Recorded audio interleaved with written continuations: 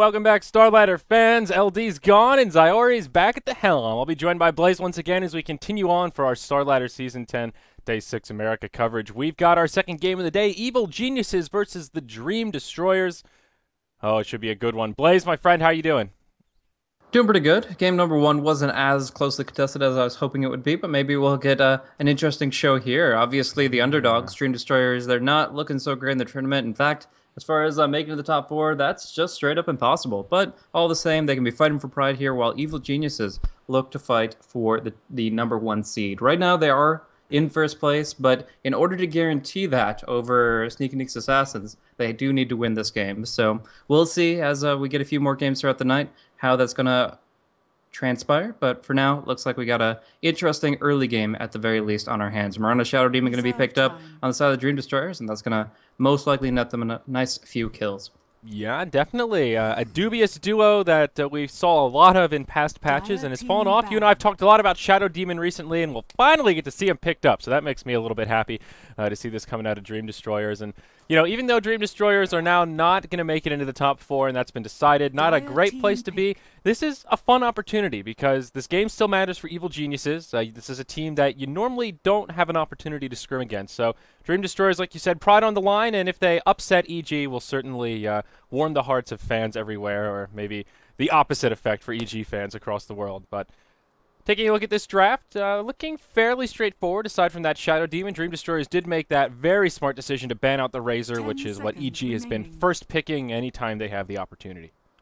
Yeah, Bertuzzi did run that to great effect over the past week, and maybe not so much in the most recent one, but has been just able to really control where the fights happen. But if he doesn't get the Razor, he usually picks up the Death Prophet here and can do similar man-up mode type circumstances with the DP ultimate. So we have seen some 1 versus 3 play from him on both heroes, but in this case, he is going to have to go for Mrs. Crobulus. So they're going to try to respond to that with a little bit of mobility here. The Centaur ultimate, of course, allows you to disengage from Death Prophet for the most part. If she uses you, she might be able to kind of wait that duration out. But in either case, I really like this last pick from Evil Geniuses here. The Abaddon certainly changes how things play out, and is a great hero to react to Mirana. The important thing is that he himself doesn't get caught out by the arrow combo because, of course, he can't dispel it off himself. So he'll stay back, or he'll have an ally that can get in position quickly enough to bite the bullet for him so that he could just dispel it right off. Yeah, certainly a good hero to deal with the stray arrows from Mirana, and I know one that you're quite fond of. I feel like every time Abaddon gets picked up, it's like it's the equivalent of Dazzle when I say him. Like, oh my god, look at all the potential here. And you're just like, listen, Abaddon, this is where it's at. And we actually got to see a farming Abaddon grab an Ag Scepter. What was it? Earlier on in this stage of Starladder, it wasn't too long ago that we saw that. So we have gotten a little taste of the potential of Abaddon, even past his basic supporting abilities in the early stages and some of his late game potential. But here we go. Another hero we got to see yesterday, Dream Destroyers, running the Thunder God once more. Yeah, that's going to be pretty interesting. A little bit of global damage in general from the Stampede and the Thunder God's Wrath, but I'm curious how they're going to be able to really get the nuke damage on the targets they desire. Generally speaking, they just want to burst on the Death Prophet as much as possible. Also, the mini stun isn't something you really look to dispel. So, in general, it's a nice hero, but he's going to have to open with Thunder God's Wrath. Otherwise, you're probably going to be healing Abaddon with your ultimate more than dealing the damage. So, we're going to see this come out pretty early in the fights, but hopefully to net some kills. As far as with those defensive supports and reactive supports that we're going to talk about, here comes that Dazzle. So, it's funny. I actually had a Dazzle Shadow Demon game versus an Abaddon and a Treant earlier today in ranked matchmaking. So it was like a long haul of just these really cool back and forth reactive plays. And yeah, we're going to see a little bit of that here. It's all about the reaction, all about saying, okay, who's low enough? Who's going to be the target? How do we react? Who's going to get stunned? Where are we in position to respond to that without being caught out ourselves? So you have two heroes that just straight up can't afford to be picked off early in the fight. But if they can survive through it, they can make sure that everybody else will as well.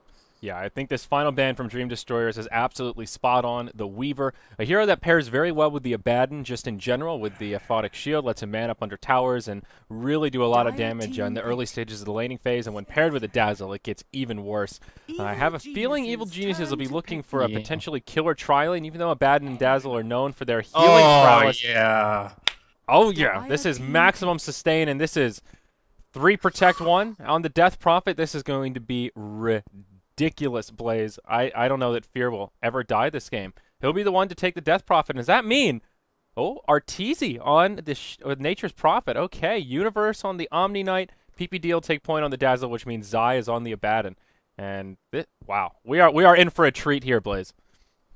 Yeah, this is absolutely insane. As far as purge mechanics, Squee does have the demonic purge, so he will be able to take off Repel and Guardian Angel off of one target. But otherwise, they're kind of out of luck until the Mirana farms up a Diffusal Blade. And since Fanny isn't going to be running it as a core Mirana, as they have to give that farm to the Spectre, that's going to be some time. So for now, it's just going to be about keeping the Spectre up and kicking, farming heavily because she's got a pretty heavy game on her shoulders. Right now, EG are going to be dropping a lot of push very early on. They're going to be establishing tons of early game momentum, and DD are just going to try to buy time, just try to avoid the bad fights, get a couple pickoffs here and there, and try to maintain control of the map for as long as possible. Yeah, certainly right about that. Now they will do a 5-hero smoke into the Radiant jungle, looking to get some initial wards down perhaps, as well as always that opportunity for a first blood if they could pick it up with Centaur Shadow Demon. There's a lot of potential for killing there with arrows to follow up, but EG will not spring the trap. Instead, they will spread about the map on the opposite quadrant, and they will be safe from this early invade. No wards have come down yet. Squee does have 2, and I think he's going to throw one down on the high ground here, get some vision of the bottom rune, and into the entryway to the Radiant jungle here. Yep, there we go. One of those Mike Wazowski wards, and Radiant Vision, they will put their 2 observers down, one in the mid lane and one up here in the top, not blocking any camps, but just giving some nice intel into this area of the Dire jungle. The battle begins. Yep. So just establishing lanes for now. It's going to be Mirana. It's actually looking to be an aggressive try, almost in the sense of they want to dodge if they're worried about that, and it does seem like that is going to be the aggressive posture from. And I don't know. I mean, this Abaddon just kind of seems like he's roaming around. Generally speaking, he sticks to a lane pretty hard, so you want him to be starting in the lane he wants. And it is, in fact, going to be an Abaddon Omni dual lane. Both the light and the dark Arthas joining forces here to try to make things happen up top. Oh, man, not too often you see this lane together, but you're right. There is some interesting lore connecting these two, if you really think about it. So 2-1-2 for EG, at least to get things started. Arteezy on the Nature's Prophet in the safe lane, and that puts PPD on the Dazzle. They'll be down bottom here. Fierce solo mid on the Death Prophet. No big surprise about that one. We've already talked about this off lane. The aggro try for the Dream Destroyer still has yet to be revealed. Squee hiding in the tree line with Disruption skilled up, looking for a potential opening for a first blood. I don't believe they've scattered out Fanny either, but Evil Geniuses, they're no fools. They see 2 supports missing off the map, and they will posture accordingly. Arteezy, though, he is in the danger zone. This is looking scary. A disruption from Squee will not necessarily secure the first blood. He does have Treants out, and even if he gets caught in the disruption, he can try and utilize those to block an incoming arrow if he guesses where Fanny is positioned. Yep. So there are some pigs coming out, and I believe there's some idea of where these supports are lurking. Up on the top lane, there's going to be some damage coming to Centaur, but until they get some points in the Aura or the Curse of Avernus, either passive, they're not really going to actually get any real kill potential. So eventually Fanny gets sick of it. He just wants to deny, he wants to harass, and he's going to break out of the tree line here. So they're not going to be finding that easy opening they're looking for, and they really do need to get the arrows to connect in this tri lane, because otherwise the Spectre just doesn't contribute enough. I mean, a couple of right clicks, a Spectral Dagger, it's all nice, but if an arrow isn't on a very particular target when they're off the tower, then the kills are just not going to happen. In the meantime, I'm assuming that Zai's going to be picking up a TP scroll pretty soon just to be able to kind of react to the mid and the bottom lane as necessary. And in the meantime, they're just kind of keeping Bloody Nine off the lane as best they can, using a little bit of Photic Shield and a Creep Wave to harass. And now here comes the Curse of Avernus, the double slow coming out, the degen aura plus the curse, and he just can't disengage. Yeah, down bottom, Artor actually got hit by an arrow. They didn't even need the disruption setup. There's the first blood drawn by the Spectre, and PPD gets put inside the disruption, so no Shallow Grave is able to come out. Great setup from the Dream Destroyers. Can't really count on those stray arrows flying through, but that time it will be successful. Meanwhile, in the top lane, Bloody Nine still getting dove on here as Universe taking a lot of tower shots. Will use the heal right in the face of the Centaur, but the tower just laying into him. Universe, 50 hit points to spare, takes a salve, and we'll be able to regen up a bit here. Zai now diving in, does have that first point in Curse of Avernus. Bloody Nine on the run, but another heal from Universe will do a lot of damage, and it is the Omni Knight that secures the kill. That makes it 1-1. Dead? There's no way the Squee gets out of this. Like, he can go for the disruption, the aura will still stick to him, and he is going to be going down. He can't get away fast enough. No boots. One more right click from Zai, but he jukes through the trees. They're going under the tower once again. The creep wave taking the aggro for the moment, and yeah, Squee will finally fall as the shield breaks. So the rotation just ends up being more blood on the battlefield. And this is just leaving a free 1v1 matchup for Fear in the mid. Yeah, we haven't really talked about the mid lane too much. It's been the most straightforward of the bunch. 20-0 on the DP and 17-1 on the Zeus. A fairly even trade, and they're just really farming away. The Zeus level 5, Fear level 5, very comparable experience. Probably the least interesting of the lanes, I suppose, in this matchup. Down bottom, Arteezy not really finding a huge amount of farm, but to be fair, neither is the Spectre. They're both sort of focused on lane positioning and looking for proper openings to try and secure kills. And both of them kind of boxing each other out in terms of farm, I think, does favor Evil Geniuses a bit more. Damn. They're going to, once they start getting around like level 7, level 8, that's when they're really going to be collaborating for a hardcore push on the back of the Exorcism. But for right now, they're just happy just to make sure that they limit DD CS as much as possible. Hard to limit that for the Zeus. He can just Arc Lightning for at least the offensive CS. Not going to get many denies here with just attack animation, though.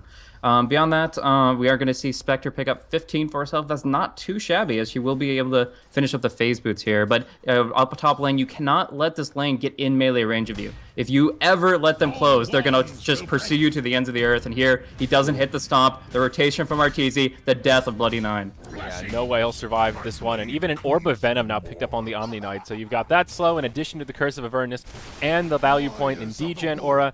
Yeah, it's pretty absurd how well these two heroes work together, even though it is a pretty crazy lane. A lot of obvious synergy. And now Arteezy will utilize this rotation to put some pressure on the tower using these treants. And I don't know if they'll finish it off in one fell swoop here, but we'll certainly do a lot of crippling damage. Doesn't look like the Dream Destroyers will make a rotation top. Instead, they'll smoke up 2 supports headed towards the mid. And they will look for a kill on Fear. Glyph does come out in the top lane, tower with a few hit points standing, but yeah, she's destined to fall. Wow, Fear just barely, narrowly dodging that out. The second the smoke breaks, the Observer Ward gives him enough vision, even at nighttime, to see it, and he immediately goes right up the river. So, okay, well, let's just join up with the guys that can keep me alive for a long time. Actually farming up the enemy jungle with that DD rune, as it is quite cost-effective there. This does give Spectre more time on bottom, but in general, if they avoid death and they start just pressuring the towers harder and harder, that's less time in the game in general for Spectre to find those opportunities. Yeah. And I hear an arrow, bullseye on the PPD. It's a long-range stun, but there's just no follow-up, and he will live. Meanwhile, in the mid lane, Squee, he gets picked off by Fear. Just a double damage and a Crypt Swarm. Okay. He's just too low HP. It's actually really brutal. He didn't even get silenced, so some defensive disruption could theoretically have saved it, but now we get the flank. Now Zai's just going to go man up with the Curse of Avernus. One right click is not going to hit just yet, and he's going to have to go in retreat mode. No ulti on this guy, so he's probably going to have to self-shield, and yeah, just keep running. Keep on swimming. Keep himself alive. A little too speedy. We'll find that 6-minute rune illusion to fill up the bottle. So I can appreciate Zai's man-moding there, but this time it won't yield a kill. Boots and Basilius up on Zai's Abaddon. Man mode is what this game is all about. This is just going to get disgustingly divey in a very short span of time. They have so many heals now. They have the Guardian Angel. With that, they can go pretty much where they want. And there's not enough magic damage coming out for that them to really counteract that. We're going to see an arrow try to split the wickets, but yeah, Arteezy is going to be far enough back. He's going to be going for an Orchid build himself, so maybe trying to silence out a hero like Shadow Demon right when he's making a defensive play and prevent him as well from going for that purge. In either case, whatever they end up silencing, they're going to get some good damage on that target. Now, in the context of Spectre, we've seen an array of different builds recently. There's that old school kind of classic Radiance Rush, but more frequently we've seen this kind of fighting Spectre build where it's more like a Phase Boots, Wand upgrade into a Drum or an Urn, and then he'll move around with that ultimate, try and stack up those Urn charges, use the Sustain to allow him to be more aggressive, and also gives him a little bit of extra kill potential. I think in this game he'll kind of be forced to go for more of a fighting build because I just don't see this aggression from EG slowing down and giving Justin enough time to really farm up a Radiance off the bat.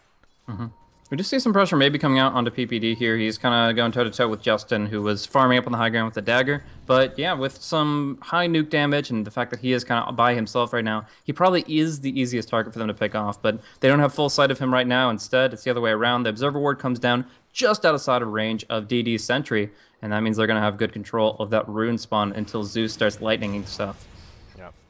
Mid lane, they're starting to converge a little bit. Thought they may go in onto Squee, but it looks like they'll be interested in just chipping at the tower. Fear level 8 now has that first point in Exorcism, doing the 304 build into that level 8 ulti. So pretty standard stuff from him, but that does mean this Exorcism is about as potent as it can be in these early stages. He'll be going for his Drum of Endurance off the Phase Boots, and actually not too far off of it. Bottom lane, Zeus will grab an illusion rune, or no, he uses his illusion rune, pardon me, and DP will grab up the invisibility as EG. Here comes the Death Ball Fear. I said fear. I meant to say Blaze. All 5 of them grouped up in the mid. Well, the ones that should be afraid are Dream Destroyers. Right now, they have absolutely nothing to deal with this. Rank 1 Shadow Poison is their only consistent counter push other than Arc Lightning, and either way, they're just not mana efficient enough to draw back what EG are bringing. They have the Guardian Angel. They can handle this no problem at all, and they, despite having minimal Arcane Boots, if none at all, I think, actually, it doesn't matter, because Universe will always have mana with that Soul Ring. And just going to go ahead, throw out the Repel. They want to commit to this last hit, and they will get it. Already being able to pursue, and Squeeze going down quick. Fanny dropping low 2 from the Wrath of Nature, but able to leap away. That's still tier 2 tower about to drop, and Arteezy wants more.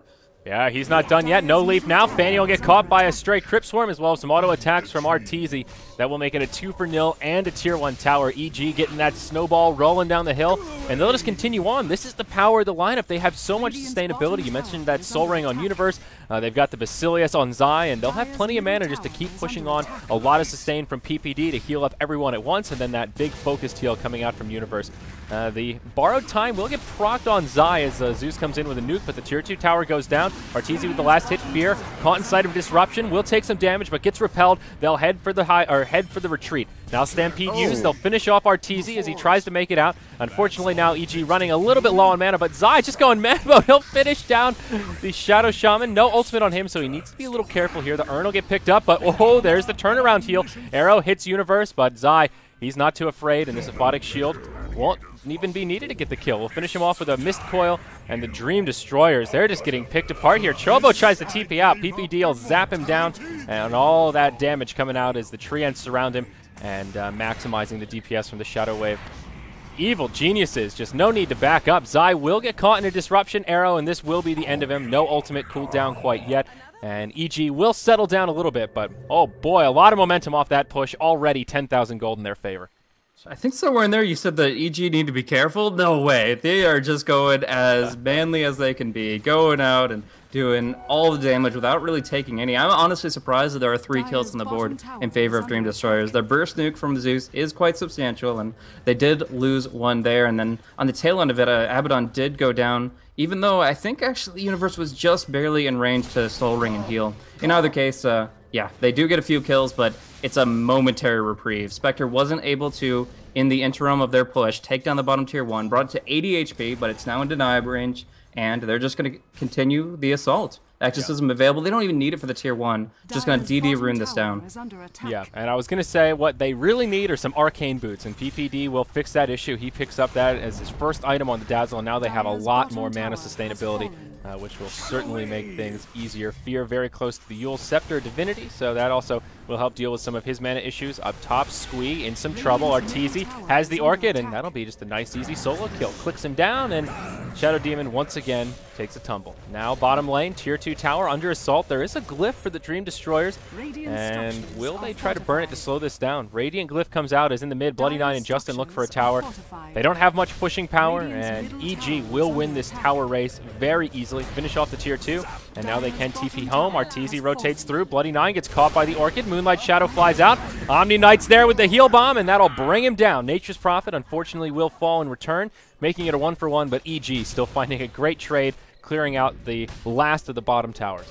Yeah, DD still have some great mid to late game when it comes down to their global spells. The Spectre Haunt plus the Thunder God's Wrath. The Stampede can be used for a couple of targets as well, but it doesn't seem like they're going to reach that, not without a huge fight on their hands. I mean, right now, EG, they have taken down all but one outer tier tower. And by the 12.5-minute mark, they have Roshan perfectly available to them, and there's really just nothing to stop them. They're going to keep on pushing through. They're going to get the Medallion up on Abaddon. That's going to enable the Rosh, and yeah, DD are going to be huddled inside their base from the 14-minute point onward. Yeah, and now we're seeing that huge tower gold momentum really making a difference in the inventories. Core items coming out all over the place. The Orchid, the Yules, as you mentioned, the Medallion on top of the Urn. It looks like Omni Knight going for a Force Staff or a Dagon. A little hard to say. It could be one or the other. but will maybe even a Yule's, but does have that Zephyr Wizardry already. Side of Dream Destroyers, Drum of Endurance, their only real item completed. It's on the Spectre. Zeus, I guess, has Arcane Boots if you want to count those, but as your solo mid, a little bit rough to see him without any other items in the inventory.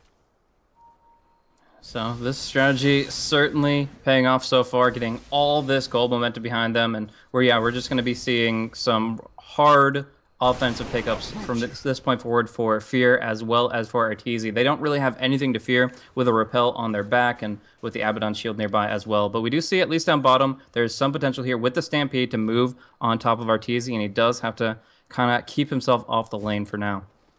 He'll back up appropriately, and looks like he'll be moving into a couple of Null Tallies, 2 Mantles of Intelligence, perhaps just earlier pickups, not sure when he grabbed those, but just commencing the extra right click, and he already hits hard. About 170 a pop is not too shabby for the 14-minute mark. As Fear now 2,000 gold up on him. They'll just move right into the Roche pit. Arteezy's there with Treants. They've got the Medallion, so as you pointed out, Roche will fall very quickly. Yeah, there's really no way they can contest. Even going in with like the Haunt and Thunder God's Wrath, they're not going to be able to do much. They're all grouped up together. The Arrow, unfortunately, doesn't matter too much. But this Raining Shadow Poison actually will hurt quite a bit if he gets a lot of stacks up. He's got 3 points in it, but he just dispels it off, and it's not going to get to the high numbers. Oh, Marana snatches the Aegis. It'll cost him his life, but he does grab it at the very least. Fanny will probably die once more. No leap available, and yeah, no way you're getting out of that one. So, cute little play there. Will it be enough to really change much of the state of this game? I say nay, but still fun anyhow as Shadow Demon. He gets off the disruption on Fear and then gets chopped down by Mist Coil and some of those Arteezy auto attacks. At this rate, EG aren't going to need the Aegis because nobody's going to die in the first place, so at that point, it's a dead resource, just unnecessary in these exchanges. But we see the big exorcism come out. This tier 3 dropping extremely rapidly. Their only counter push, the Shadow Poison, not up for another few seconds. And yeah, they should not be pursuing and diving past like this line here, but just taking the racks, they can do this clean and clear, arrows or not. But Bloody Nine coming in, trying to test that theory, gets caught in the Sprout in with the Orchid as well. Yeah, ultimate from Zeus doing a fair bit of damage here. The Centaur will actually TP home, but there's your Guardian Angel out from Universe. That'll keep everyone safe and sound, though. To be honest, not a lot of physical damage was coming their way as he pops the ultimate. Now EG chipping away at the heroes, and we'll start to just focus on the racks. There is not a glyph. Arrow comes flying through and will be off the mark. Trees out on Fanny as he gets caught by the Orchid. They'll start clicking him down. Do they have the damage? I don't think the Soul Burn will be enough to finish him off. No, it certainly won't. But EG still getting what they came for here as the melee racks have fallen. Ranged racks to go down shortly after. And Dream Destroyers have had enough. GG. 15 minutes. Evil Geniuses with a very interesting draft secure a dominating win. Yeah, and that will secure tier 1 seed for Evil Geniuses. They are going to be going up against the 4th seed team when we get down to the playoff brackets, which I'm not exactly sure the date on that, but this being the last day of the group stages here, they can't have been happier about it. Obviously, they had a bit of a rough and tumble with the Snog game yesterday, but at the same time, they get the best result they can. Yeah. Wow. Well, showing us some of the power of these heroes and the maximum sustained death ball. It's pretty ridiculous, especially against a late-game hero like Spectre. Poor Justin, man. He ended 2-0-1. For what it was worth, he played well in that short game, 82 last hits. Did just about everything a Spectre could hope for, but it fell apart everywhere else. Yeah, they needed something that could actually go for some counter split push, where essentially he could just kind of go 1 versus 0 on the tower down bottom, maybe take 1 or 2 for himself, and then he could have actually forced some TP retreats. But as it was, Evil Geniuses had no reason to stop just going straight forward, set their sights on a single target, and go for it all out. So yeah, they definitely needed to look into something that was more global, more counter pushy. But in this case, it is going to be the Evil Geniuses taken away very cleanly. Yep. So we'll have 2 more games coming up today, a long break. Our next game scheduled to start in 45 minutes. It will be CNB versus Not Today. And then final match of today's coverage will be Navi US versus the Sneaky Nyx Assassin. And that will be a game to keep an eye out for. I'm Zayori, joined again by Blaze, and we'll be back after this long break.